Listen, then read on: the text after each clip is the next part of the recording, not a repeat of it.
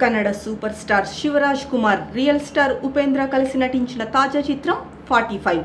SP Swaraj production పతాకంపై సుమతి, ఉమా రమేష్ రెడ్డి, ఎం రమేష్ రెడ్డి కలిసి నిర్మించిన ఈ సినిమా ద్వారా ప్రముఖ సంగీత దర్శకుడు అర్జున్ జాన్యా దర్శకుడిగా పరిచయం అవుతున్నాడు.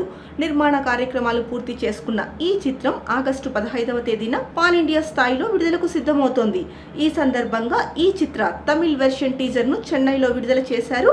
స్థానిక రాయపేటలోని పీవీఆర్ సత్యం థియేటర్లో జరిగిన ఈ కార్యక్రమంలో నటుడు శివకుమార్, ఉపేంద్ర, నిర్మాత రమేష్ రెడ్డి, చిత్ర దర్శకుడు అర్జున్ జన్య పాల్గొన్నారు. ఈ సందర్భంగా నటుడు శివరాజ్ కుమార్ మాట్లాడుతూ తాను చెన్నైకి ఎప్పుడు వచ్చినా సంతోషం కలుగుతుందన్నారు. తాను పుట్టింది, పెరిగింది, చదివింది ఇక్కడే అన్నారు. తనకు నటుడిగా తొలి అవకాశం వచ్చింది కూడా ఇక్కడే అని చెప్పారు.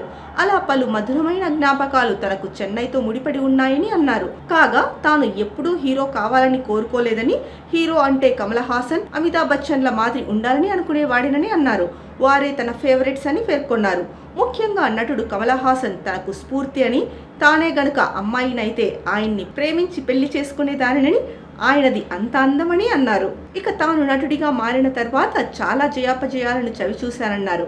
అయినప్పటికీ వాటిని ఎప్పుడు తలకెక్కించుకోలేదని చెప్పారు. అదేవిధంగా జీవితంలో పలు మరణాలను, దుఃఖాలను ఎదుర్కొన్నారని, తనకు తలలో సర్జరీ జరిగిందని, అదేవిధంగా ఇటీవల క్యాన్సర్ వ్యాధి నుంచి బయటపడ్డారని చెప్పారు. ఇకపోతే 45 మూవీలో నటించడం సంతోషకరమన్నారు. దర్శకుడు అర్జున్ జాన్యా కథ చెప్పగానే నచ్చిందన్నారు. ఈ చిత్రం ఖచ్చితంగా ప్రేక్షకులకు సరికొత్త అనుభూతిని కలిగిస్తుందనే అభిప్రాయాన్ని వ్యక్తం చేశారు.